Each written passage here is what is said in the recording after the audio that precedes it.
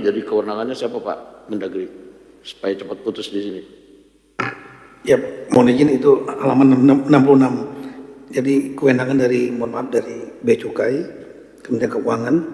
Ini dari diaspora mereka kumpul-kumpul, warga Aceh di sana. Kami sudah ketemu langsung dengan Presiden Datuk Mansur datang ke sini. Jadi rinciannya itu ada minyak goreng 3.000 liter senilai 1 miliar, gula pasir sekitar 50 juta rupiah, air mineral 672 juta rupiah, halaman 66 ya. Makanan siap saji ada 5.000 dus, ini 1 miliar. Yang banyak adalah pakaian baru. Pakaian baru 3.000 karung 126 miliar. Al-Quran senilai 1 miliar. Ada kloset toilet 4,8 miliar. Nah ini yang mereka mohon bisa dikirimkan ke pelabuhan di Lok Semawe dari Port Klang. Barangnya sekarang sudah ada di Port Klang. Namun kami sudah mengurangi surat kepada Dirjen Bea Cukai, Kementerian Keuangan. Intinya adalah untuk minyak goreng dan gula pasir ini kita perlu ada surat dari Kementerian Teknis, yaitu Menteri Pertanian.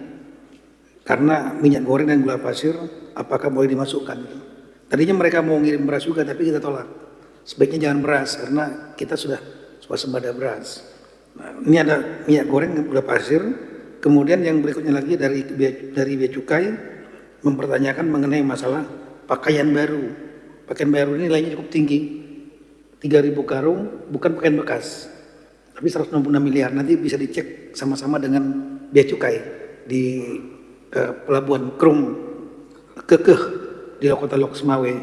Jadi kami mohon dengan segala hormat dari pimpinan DPR untuk menjaga hubungan baik ini keluarga, karena ini bukan dari pemerintah, bukan dari LSM juga, tapi dari kumpulan keluarga sesuai dengan arahan waktu itu Bapak Presiden. Sepanjang tidak ada barang terlarang, narkoba, senjata, semua harus diperiksa baru boleh masuk, kira-kira demikian. Tapi tadi dari Kementerian Bea Cukai sudah memberikan surat balasan kepada kami agar minyak goreng dan gula pasir ini harus ada persetujuan dari Menteri Pertanian. Dan untuk pakaian baru yang 126 miliar ini jangan sampai mengganggu produksi dalam negeri. Sudah kami sampaikan bahwa ini bukan, kami akan awasin langsung dari pelabuhan itu. Nanti kita akan bersama-sama awasi TNI Polri supaya langsung masuk ke tempat pengungsi, tidak untuk dijual kemana-mana. Kami siap bertanggung jawab untuk itu. Terima kasih. Baik, jadi kesimpulannya ini kan cuma pengiriman satu kali kan? Satu kali aja kan, sumbangan dari warga Aceh yang tinggal di Malaysia. Saya pikir mungkin Menteri Pertanian nggak keberatan kali kan, ini karena jumlahnya juga nggak terlalu banyak. Pak Menteri Pertanian? Izin pimpinan, usul kami kalau bisa izin, beras ini sangat sensitif. Nggak ada beras Pak? Hanya minyak goreng dan gula pasir sedikit itu. Kalau masih bisa, usul kami karena kami juga ekspor minyak goreng besar-besaran ke beberapa negara.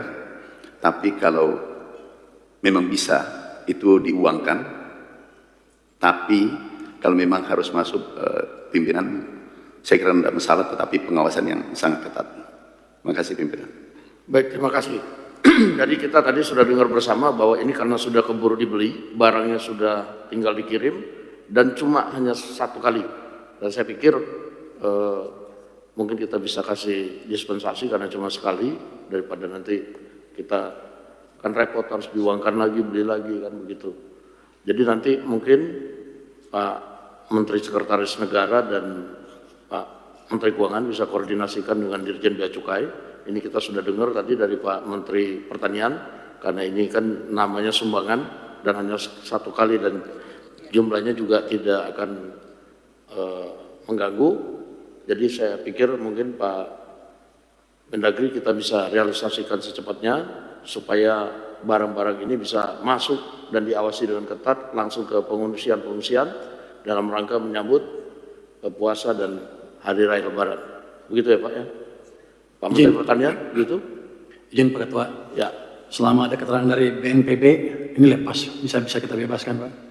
Jadi BNPB bilang ini barang untuk bantuan bencana, Bea Cukai akan melepaskan itu. Oke, BNPB, oke. Oke, Ya, mohon izin, tadi kami sudah koordinasi dengan BNPB, nanti menerimanya BNPB, yang menyalurkan juga BNPB. Oke, cocok kalau begitu. Jadi soal sumbangan barang selesai ya? Oke. Nah, silakan Pak Tito, kalau ada masalah lagi diteruskan. Siap, mohon izin, Mas, tadi ada dari Kemenkes, Pak. Dari Kemenkes juga pernah ngajukan kepada Kementerian Keuangan, juga Kementerian Agama untuk rumah ibadah, pondok pesantren, madrasah. Mohon ini juga mungkin bisa diputuskan, Pak. Kemenkes, mungkin Pak Menkes bisa jelaskan. Pak Menkes kebetulan dari sini, silakan. Jadi memang summary-nya kami ada dua, Pak pimpinan, yang kami butuh supportnya. Yang pertama adalah alhamdulillah seluruh rumah sakit, seluruh puskesmas sudah beroperasi sekarang. Ya. Kita tinggal 21 pustu dari ribuan fasilitas kesehatan.